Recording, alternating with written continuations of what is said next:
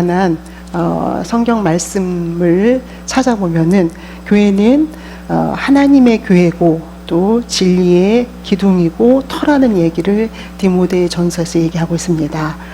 그런 의미에서 교회는 이제 하나님의 교회요 진리의 기둥과 터니라, 이런 의미에서는 어떤 공간적인 의미를 얘기할 수도 있습니다.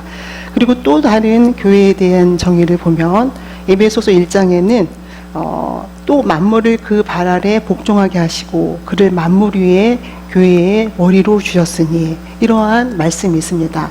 이런 말씀을 통해서는 예수 그리스도가 교회의 머리라는 그러한 말씀으로 이해를 할 수가 있습니다. 그리고 마지막으로 한 구절을 더 살펴보면 고린도전서 12장 27절에 너희는 그리스도의 몸이니 지체의 각 부분이라, 이렇게 이야기하고 있습니다. 그리스도가 교회의 머리고 또 우리는 그리스도의 몸이라는 얘기를 하고 있습니다. 그렇다면은 교회는 교회의 머리 대신 그리스도와 또 그리스도의 몸인 지체인 우리가 모인 그런 곳이라는, 조금 어렵지만 교회에 대한 말씀에 근거한 정의는 이렇습니다. 이러한 다양한 말씀을 통해서 학자들이 이야기하는 조금 쉬운 교회에 대한 의미를 한번 얘기를 해본다면, 교회는 볼 수 있는 교회와 보이지 않는 교회, 가시적인 교회와 비가시적인 교회, 이렇게 이야기를 하는데요. 그렇다면 보이는 교회는 무엇을 의미하며 보이지 않는 교회는 무엇을 의미하는가? 그렇다면 보이는 교회는 이 교회 건물을 의미하는가? 꼭 그렇지만은 않습니다. 교회를 에클리시아라는 말을 통해서 세상에 부르심을 받은 회중들의 모임, 그리고 그 모임이 예수 그리스도를 주로 고백하는 모임, 이렇게 했을 때 교회라는 것은 우리들, 이 교회 건물을 말하는 것이 아니라 우리 모임, 우리들을 교회라고 할 수 있겠고, 이게 보이는 교회고, 또 보이지 않는 교회는 우리가 우리의 구주를, 우리의 예수 그리스도를 구주로 인정하는, 영접하는 그 모임을 보이지 않는 교회라고 이야기할 수가 있을 것 같습니다. 그렇게 교회를 정의하면서 우리는 희망교회의 5주년을 맞이한 그 시점에 앞으로 우리의 나아갈 교회는 어떤 교회이기를 원하는가 라는 질문 앞에 섰습니다. 또 우리는 어떻게 교회를 지켜나가야 하는가 라는 질문 앞에 우리가 묵상을 해보고자 합니다. 세상은 신앙과 불신앙이 공존하는 세상입니다. 또 때로는 신앙이 설 자리가 굉장히 비좁아 보이는 그런 상황들도 있습니다. 특별히 요즘은 코로나와 관련해서 코로나 이후의 교회, 코로나 이전의 교회, 이렇게 이야기할 수 있다라는 얘기를 합니다. 그래서 그러면 앞으로 코로나 이후의 교회는 어떠한 방향과 또 어떻게 설 자리를 모색해야 하는가에 대한 너무나도 많은 다양한 목소리와 반성적 얘기가 들려옵니다. 저는 그 많은 반성적 목소리와 다양한 모색의 길을 여러분들에게 정리해서 말씀드리고자 하는 것이 아니라, 정말 개인적으로, 제가 개인적으로 이 코로나 이후의 교회의 상황에 대해서 또 모색에 대해서 저 개인적인 얘기를, 제가 경험한 얘기를 한마디로 얘기를 한다면, 이제는 코로나 이후의 교회에서는 굉장히 많은 거품들이 거두어내질 것이다. 많은 거품들이 이제 거두어질 것이다 라는 생각을 하게 됩니다. 그 이야기는 지금까지 한국교회가 갖고 있었던 정말 심각한 문제점, 그리고 또 정말 예수님 앞에 바른 삶, 또 예수님 앞에 생명의 삶을 살아가고자 결단하는 성도의 삶이 아닌 거품처럼 교회에 출석하고 또 누군가의 또 강요나 눈치나 이런 것들에 의해서 어떤 기복신앙적인 그러한 신앙이 거두어지게 되는 그러한 코로나 이후에 대한 교회의 상황을 한번 생각해 보게 됩니다.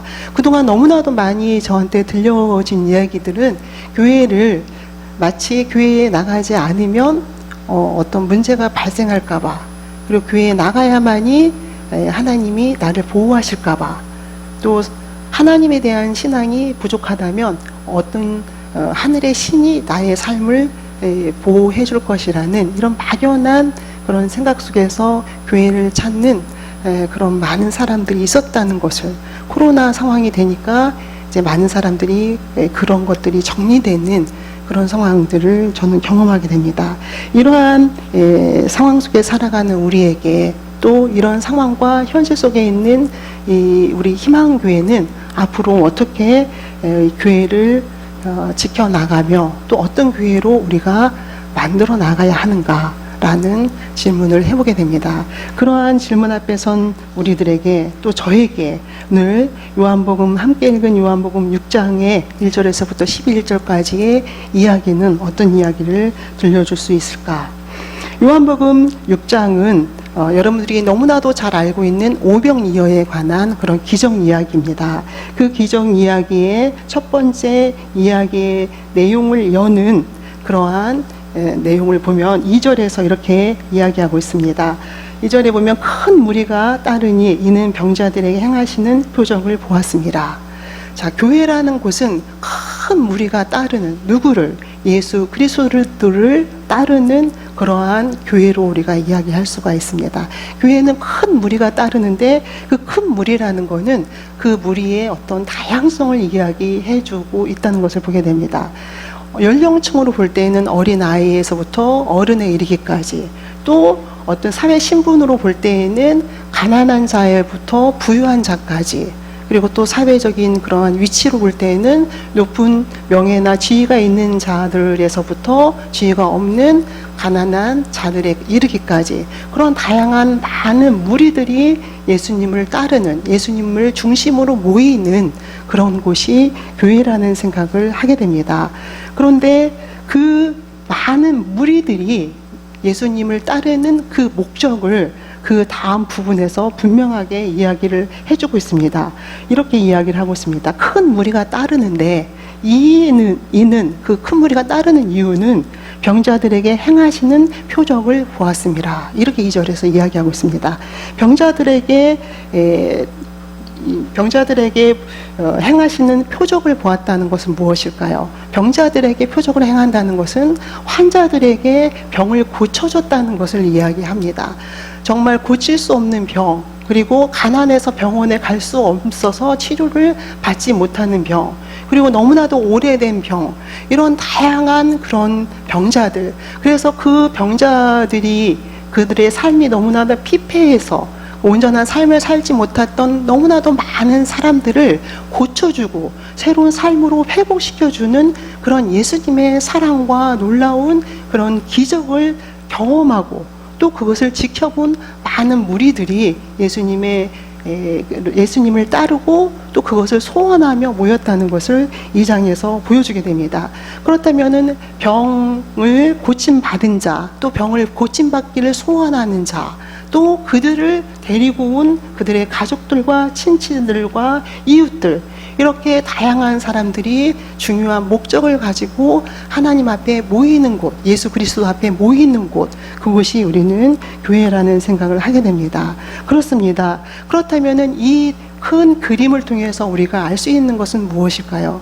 예수님이 큰 무리들을 모아놓고 하나님의 놀라운 구원 활동을 하고 계시다는 것을 보게 됩니다.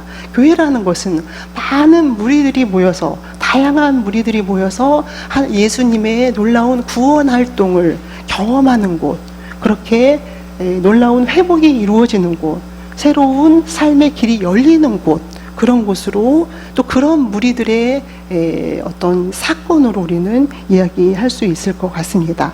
그러한 곳에 이제 아주 구체적이고, 그리고 아주 구체적이면서 놀라운 하나의 사건이 일어나게 됩니다. 그 사건은 무엇일까요? 그 다음 구절에 보니까 예수께서 눈을 들어 큰 무리가 자기에게 오는 것을 보시고 빌립에게 이르시되 우리가 어디서 떡을 사서 이 사람을 먹이겠느냐라는 질문을 하고 있습니다.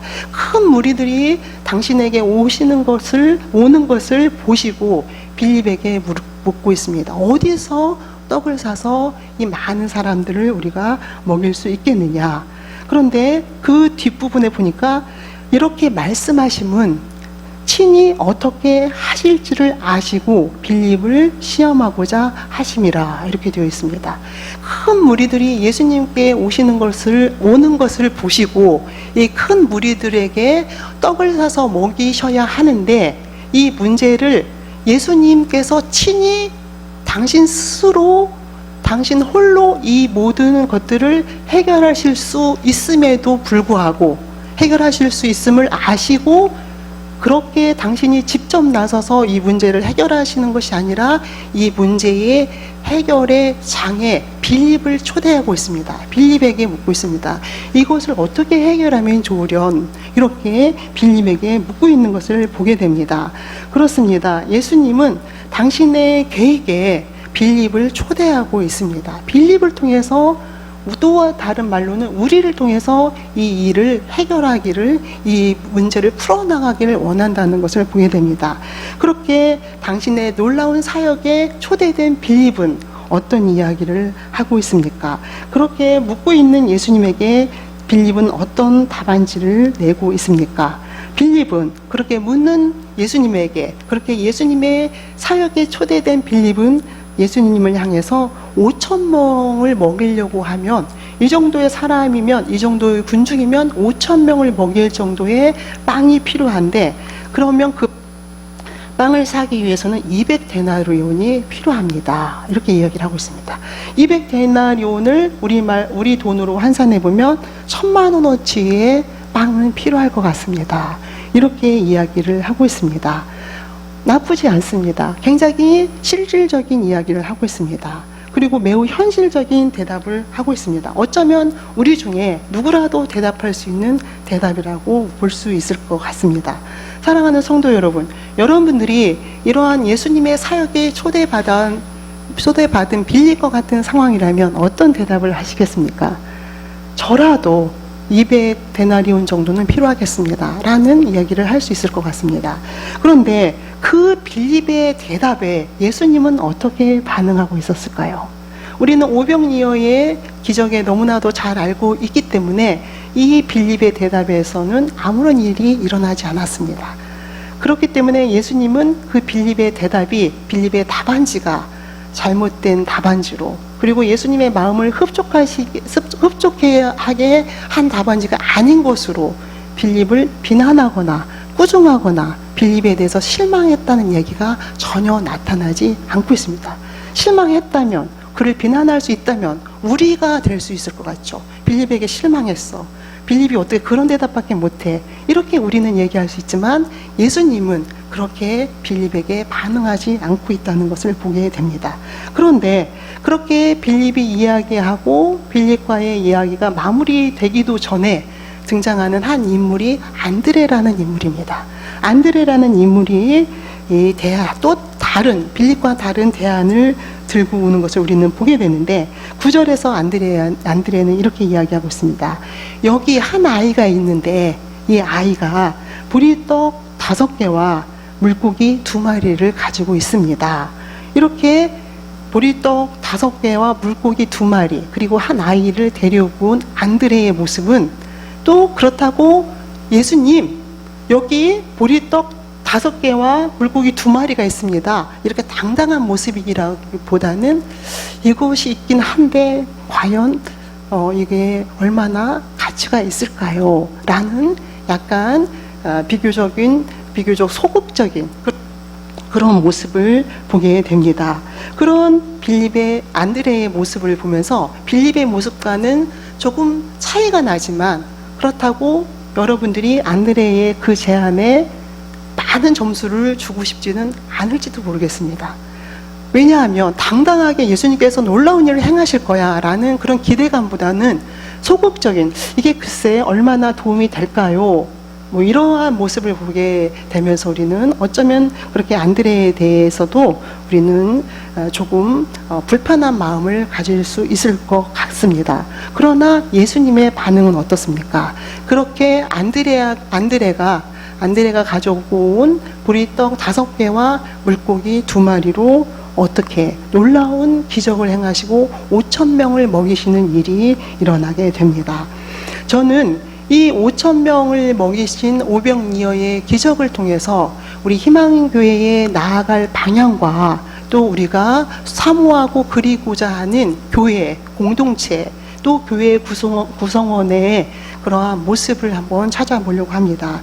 저는 여기에서 어떤 일이 일어났습니까? 예수님은 분명히 당신이 5천 명을 어떻게 먹일 줄을 다 아심에도 불구하고, 당신 스스로 이 문제를 해결할 수 있음에도 불구하고 그런 기적의 장에 빌립도 안드레아도 그리고 어린아이도 초대하는 것을 보게 됩니다. 그들에게 기대하고 또 그들이 예수님의 사역에 동역할 수 있는 동역자로 부르시고 초대하고 있다는 것을 우리는 보게 됩니다.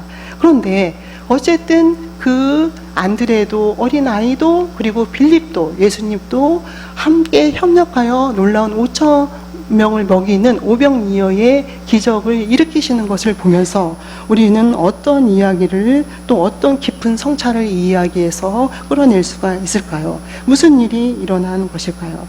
저는 그렇게 생각합니다.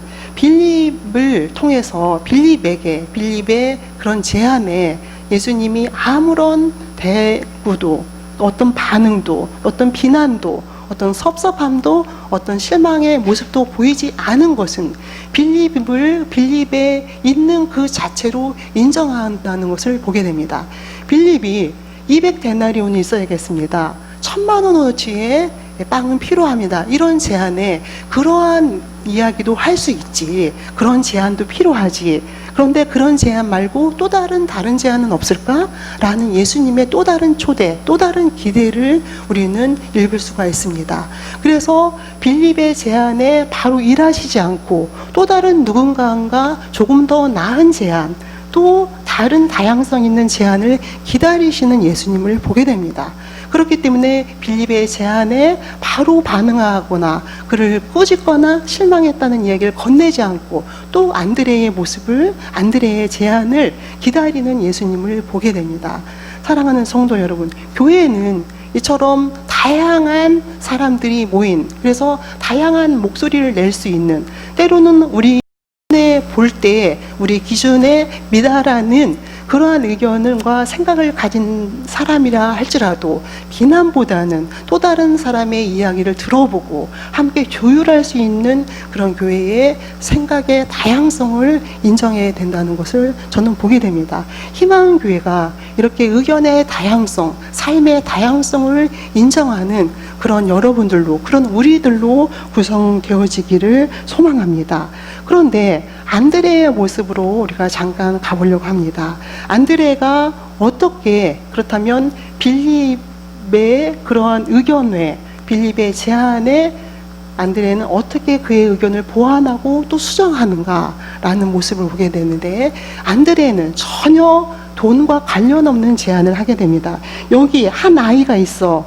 물고기 2마리와 보리떡 5개가 있습니다. 그렇지만 그 물고기 2마리와 보리떡 5개가 얼마나 도움이 크게 될까요? 이렇게 소극적이지만 분명히 빌립과 다른 그러한 제안을 하고 있다는 것을 우리는 보게 됩니다.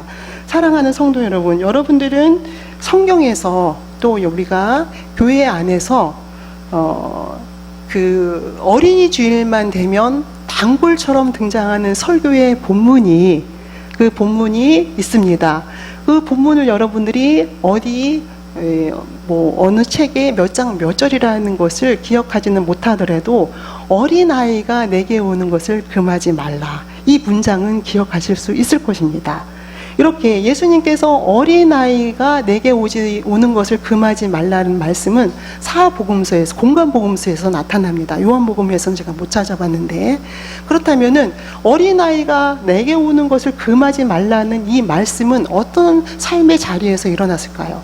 어린아이들을 어른들과의 모임에서 제외시키는, 그렇게 어린아이들을 소중히 여기지 않는, 어린아이하고 어른하고 비교했을 때 어른들 사이에 어린아이들을 제외시키는 그러한 일반적인 사회의 통념을 우리는 상상해 볼 수가 있습니다.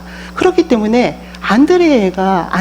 안드레에게 이런 어린아이가 가져온 그 물고기 2마리와 보리떡 5개, 어린 아이가 가져왔다는 것 자체, 어른도 아니고 또 사회적인 신분이 있는 누군가도 아닌 우리 누구도 사회 통념상 관심 갖지 않는 그 어린아이, 그 어린아이가 즐거운, 어린아이 자체라는 것부터 관심의 대상 바뀐, 근데 그 어린아이가 들고 온 보리떡 5개와 물고기 2마리. 그렇다면은 여러분 같으면 어떻게 하시겠습니까?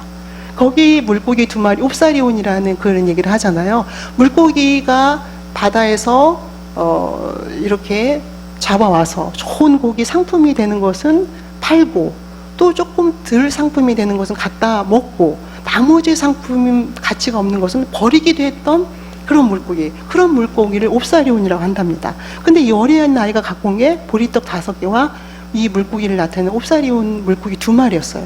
얼마나 초라한 것일까요?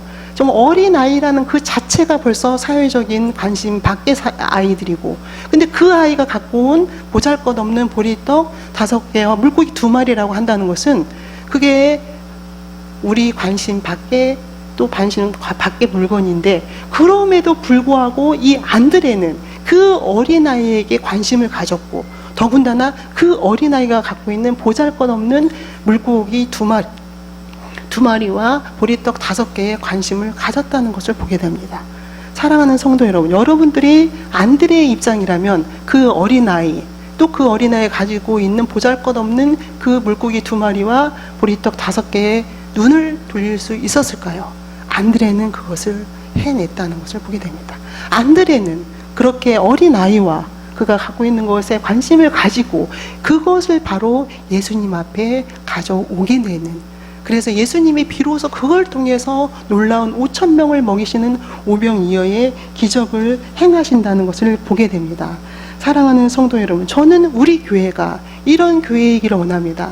아무도 관심을 갖지 않는 그 소외된, 사회 통념상 누구도 관심 갖지 않아도 되는 그 많은 가난하고 어려운 가운데 있는 그 무리들에게 관심을 가질 수 있는 우리 희망교회의 성도들, 그리고 그가 갖고 있는 보리떡 5개와 물고기 2마리의 소중함을 읽을 수 있는 그러한 희망교회의 성도들로 이루어질 수 있는 그런 교회이기를 원합니다. 누구도 관심 갖지 않고 누구도 소외시켜도 그냥 그 사회 통념상 다 용서가 되고 납득이 될 만한 그런 상황에 우리는 거기에 빛을 비추고 관심을 가질 수 있는, 그래서 그곳으로부터 비로소 놀라운 하나님의 그 기적의 사건이 일어날 수 있도록 그렇게 예수님 앞에 보여드리는, 그리고 안내해 드릴 수 있는 그런 희망교회의 성도들로 이루어지는 교회, 그런 교회,